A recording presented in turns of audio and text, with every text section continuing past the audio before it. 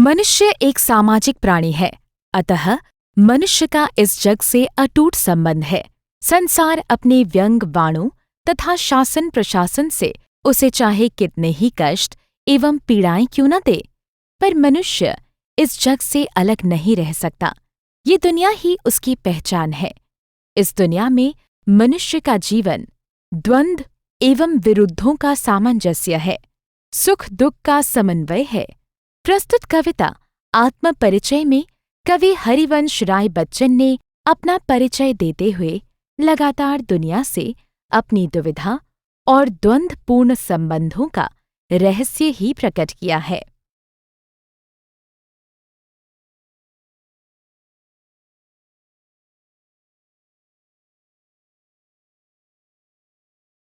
मैं जग जीवन का भार लिए फिरता हूँ, फिर भी जीवन में प्यार लिए फिरता हूँ।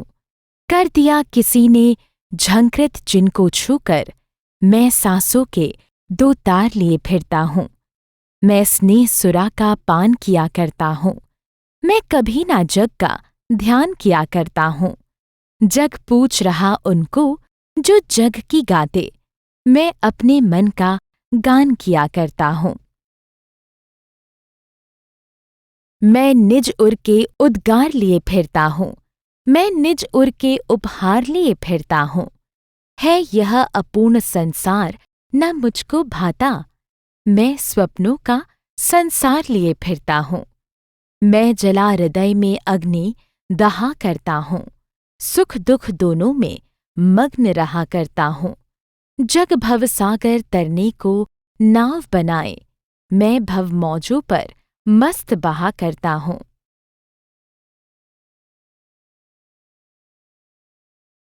मैं यौवन का उन्माद लिए फिरता हूँ, उन्मादों में अवसाद लिए फिरता हूँ। जो मुझको बाहर हंसा, रुलाती भीतर, मैं हाय किसी की याद लिए फिरता हूँ। कर यत्न मिटे सब, सत्य किसी ने जाना, नादान वही है, हाय जहाँ पर दाना।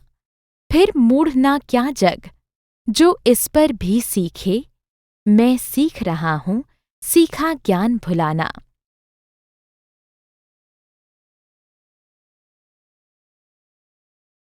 मैं और जग और कहाँ का नाता, मैं बना बना कितने जग रोज मिटाता। जग जिस पृथ्वी पर जोड़ा करता वैभव, मैं प्रतिपग से उस पृथ्वी को ठुकराता। मैं निज रोदन में राख लिए फिरता हूँ, शीतलवाणी में आग लिए फिरता हूँ। हो जिस पर भूपों के प्रसाद निछावर, मैं वह खंडहर का भाग लिए फिरता हूँ। मैं रोया इसको तुम कहते हो गाना, मैं फूट पड़ा तुम कहते हो छंद बनाना। क्यों कवि कहकर संसार मुझे अपनाए, मैं दुनिया का हूँ एक नया दीवाना। मैं दीवानों का वश लिए फिरता हूँ, मैं मादकता निश्शेष लिए फिरता हूँ। जिसको सुनकर जग झूम झुके लहराए, मैं मस्ती का संदेश लिए फिरता हूँ। जीवन परिचय। आधुनिक हिंदी साहित्य के महान साहित्यकार श्री हरिवंश राय बच्चन का जन्म 27 नवंबर सन 1907 को इलाहाबाद के एक साधारण परिवार में हुआ था। इलाहाबाद विश्वविद्यालय में अंग्रेजी विषय में एमए की परीक्षा उत्तीर्ण की तथा 1942 से 1952 तक यहीं पर प्राध्यापक के पद पर कार्यरत रहे। इसके बाद उन्होंने कैम्ब्रिज विश्वविद्यालय इंग्लैंड से पीएचडी की उपाधि ग्रहण की। सन 1955 में भारत सरकार ने इन्हें विदेश मंत्रालय में हिंदी विशेषज्ञ के पद पर नियुक्त किया। इनकी प्रतिभा और साहित्य सेवा को देखकर भारत सरकार ने इनको पद्म भूषण की उपाधि से अलंकृत किया। 18 जनवरी 2003 को वे संसार को छोड़कर चिर निद्रा में लीन हो गए। रचनाएं। श्री हरिवंश राय बच्चन जी बहुमुखी प्रतिभा संपन्न साहित्यकार थे। उन्होंने अनेक विधाओं पर सफल लेखनी चलाई है। उनकी प्रमुख रचनाएं निम्नलिखित हैं। काव्य संग्रह मधुशाला, मधुबाला, मधुकलश, निशा निमंत्रण, एकांत संगीत, आकुल अंतर, मिलन यामिनी, सतरंगिणी, आरती और अंगारे, नए पुराने झरोखे, टूटी फूटी कड़ियाँ, बुद्ध और नाचघर, आत्मकथा, क्या भूलूं क्या याद करूं, नीड़ का निर्माण फिर, बसेरे से दूर, 10 द्वार से सोपन तक, अनुवाद, हैमलेट, जनगीता, मैकबेथ, डायरी, प्रवासी की डायरी। काव्यगत विशेषताएं। हरिवंश राय बच्चन हालावाद के सर्वश्रेष्ठ कवि माने जाते हैं, जिसमें प्रेम और सौंदर्य का अनूठा संगम है। उन्होंने व्यक्तिगत जीवन में घटी घटनाओं की सहज अनुभूति की ईमानदार अभिव्यक्ति कविता के माध्यम से की है। इसी विशेषता के कारण उनकी लोकप्रियता हुई। भाषा शैली। हरिवंश राय बच्चन प्रखर बुद्धि के कवि थे। उनकी भाषा शुद्ध, साहित्यिक, खड़ी बोली है जो आम व्यक्ति के निकट है। इन्होंने अपने काव्य में संस्कृत की तत्सम शब्दावली के साथ साथ तद्भव शब्दावली, उर्दू, फारसी, अंग्रेजी आदि भाषाओं के शब्दों का तथा शब्दालंकार और अर्थालंकार दोनों का सफल प्रयोग किया है। कवि ने प्रांजल शैली का प्रयोग किया है, जिसके कारण इनका साहित्य लोकप्रिय हुआ है। अब हम कविता आत्मपरिचय की सप्रसंग व्याख्या करेंगे। मैं जग जीवन का भार लिए फिरता हूँ, फिर भी जीवन में प्यार लिए फिरता हूँ। कर दिया किसी ने झनकृत, जिनको छूकर मैं सांसों के 2 तार लिए फिरता हूँ। मैं स्नेह सुरा का पान किया करता हूँ, मैं कभी ना जग का ध्यान किया करता हूँ। जग पूछ रहा उनको जो जग की गाते हैं, मैं अपने मन का गान किया करता हूँ।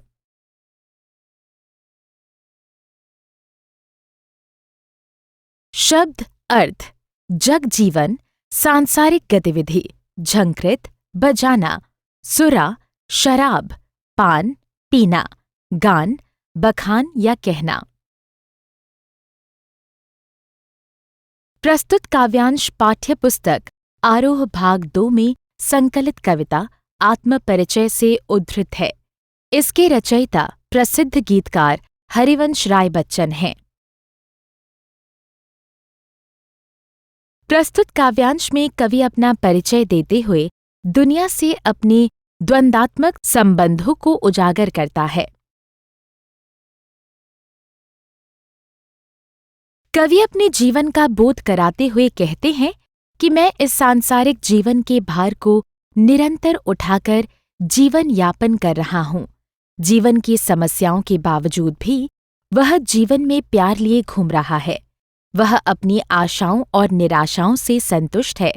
अपने विगत जीवन का स्मरण करते हुए कवि कहता है कि मेरी हृदय रूपी वीणा को किसी ने प्रेम से छूकर झंकृत कर दिया है और मैं उसी झनकृत वीणा के सांसों को लिए दुनिया में घूम रहा हूँ। कवि कहता है कि मैं प्रेम रूपी मदिरा को पीने वाला हूँ। मैं इसी प्रेम रूपी मदिरा को पीकर इसी की मस्ती में मग्न रहता हूँ। मैं कभी संसार की परवाह नहीं करता। कवि कहता है कि यह संसार स्वार्थी है। यह उन्हीं लोगों की जयकार करता है जो उसकी इच्छानुसार व्यवहार करते हैं। यह स्वार्थ के नशे में डूबकर औरों को अनदेखा कर देता है। कवि अपनी धुन में रहने वाला व्यक्ति है, अर्थात वह वही करता है जो उसका मन कहता है। वह मस्ती में डूबकर अपने मन की भावनाओं और संवेदनाओं को सुनाता रहता है। कवि ने निजी प्रेम को स्वीकार कर लिया है तथा संसार की स्वार्थपरता का चित्रांकन किया है। स्नेहसुरा व सांसों के तार में रूपक अलंकार है। संस्कृत में तत्सम और तद्भव शब्दों का प्रयोग हुआ है। भाषा सहज, सरल, सरस खड़ी बोली है। माधुर्य गुण विद्यमान है। किया करता हूँ, लिए फिरता हूँ कि आवृत्ति में गीत की मस्ती है।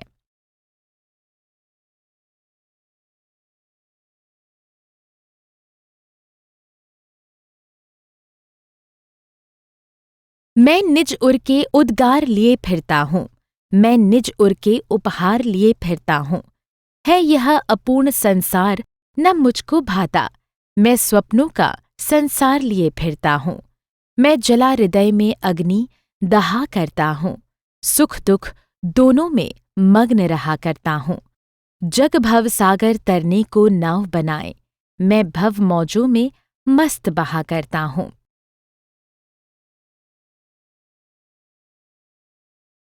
शब्द अर्थ उद्गार भाव या अधीरता, भाता अच्छा लगना, दहा जला, भवसागर संसार रूपी सागर, मौजों पर तरंगों पर।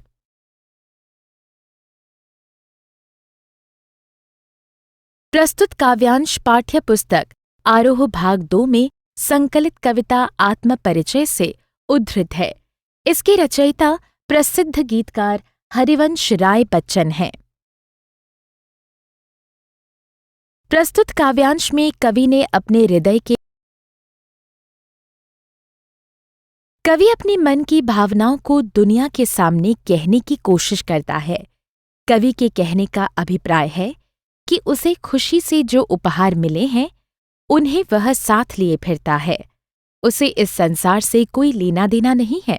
कवि कहता है कि यह संसार तो अपूर्ण है, इसलिए इसकी अपूर्णता मेरे हृदय को अच्छी नहीं लगती। उसका अपना एक स्वप्निल संसार है, उसी संसार को लिए वह विचरण कर रहा है। कवि कहता है कि मैंने अपने हृदय में वियोग रूपी अग्नि को जला रखा है, जिसमें मैं निरंतर जलता रहता हूँ, अर्थात मैं प्रेम की जलन को स्वयं ही सहन करता हूँ।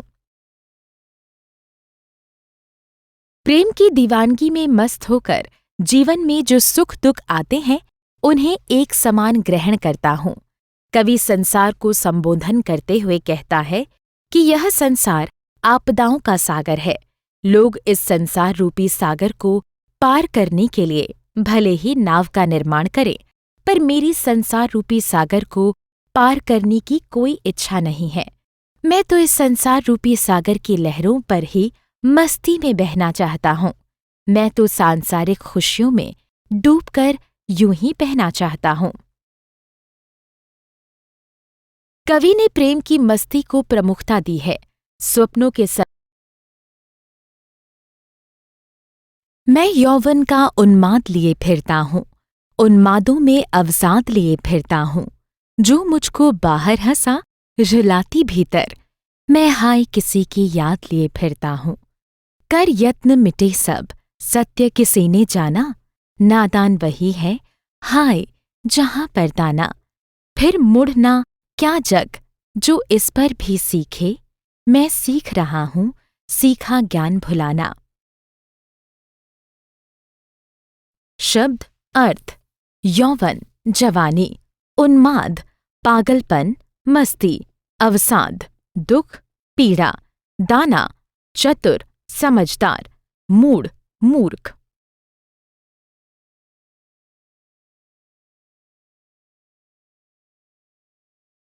प्रस्तुत काव्यांश पाठ्य पुस्तक आरोह भाग 2 में संकलित कवि श्री हरिवंश राय बच्चन द्वारा रचित आत्मपरिचय नामक कविता से अवतरित है।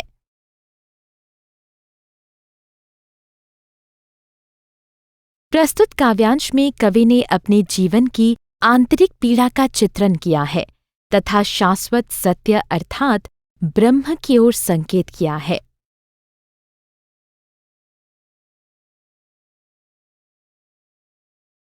कवि के मन पर जवानी का पागलपन सवार है। वह कहता है कि मेरे हृदय में आज भी वह जवानी की मस्ती और जोश है, जिसमें मस्त होकर मैं जीवन यापन कर रहा हूँ। इस दीवानेपन के कारण कवि को अनेक दुख भी मिले हैं। वह इन दुखों को उठाए घूमते हैं। कवि अपने हृदय में किसी की यादें समाये फिर रहा है। इसी कारण वह बाह्य रूप से तो हंसता हुआ दिखता है, लेकिन आंतरिक रूप से निरंतर रोता रहता है। कवि प्रश्न करते हुए पूछता है कि इस संसार में आंतरिक सत्य को कोई नहीं जान पाया। अनेक लोग प्रयास करते करते खत्म हो गए।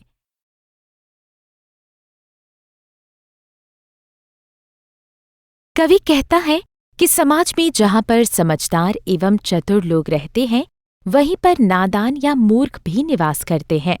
हर व्यक्ति वैभव, समृद्धि, भोग सामग्री की तरफ भागता है।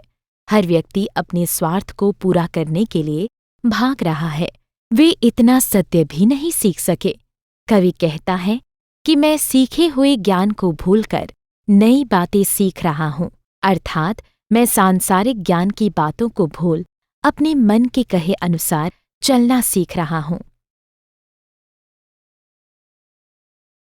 कवि की पहली 4 पंक्तियों में आंतरिक पीड़ा का प्रतिपादन किया है तथा अंतिम 4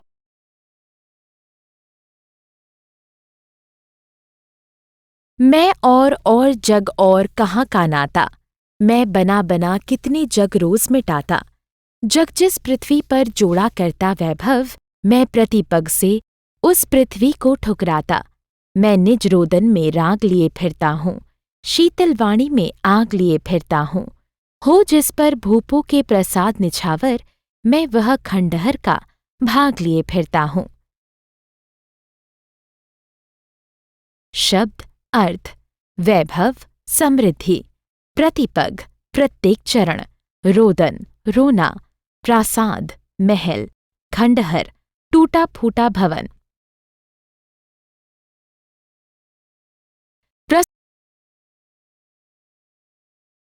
कवि कहता है कि मेरा इस संसार के साथ कोई संबंध नहीं है।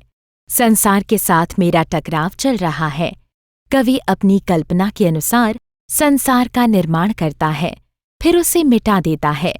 यह संसार धन ऐश्वर्य से प्रेरित होकर इस धरती पर सुख के साधन एकत्रित करता है, परंतु कवि उससे तनिक भी प्रभावित नहीं होता। वह हर कदम पर धरती को ठुकराया करता है, अर्थात वह जिस संसार में रह रहा है उसी के प्रतिकूल आचार विचार रखता है।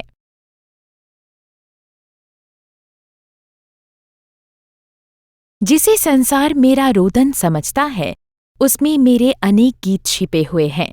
मेरे हृदय में वाणी अत्यंत शीतल और कोमल है, लेकिन मैं इस शीतलता में भी क्रोध रूपी आँख छिपाए हूँ।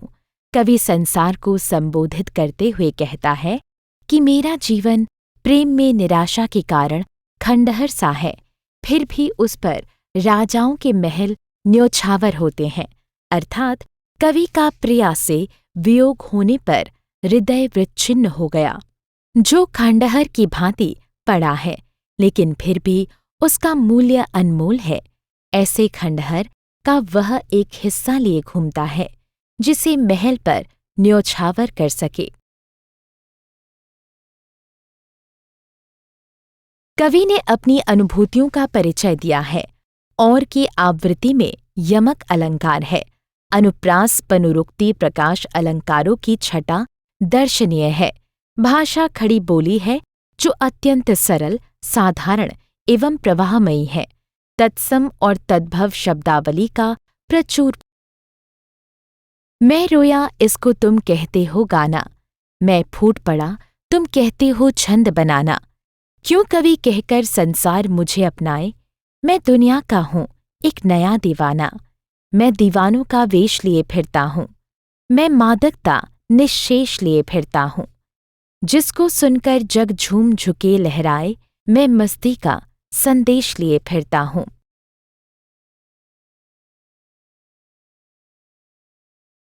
शब्द अर्थ: फूट पड़ा, जोर से रोया, दीवाना, पागल, प्रेम करने वाला, छंद बनाना, कविता लिखना, मादकता, मस्ती, निश्शेष, संपूर्ण।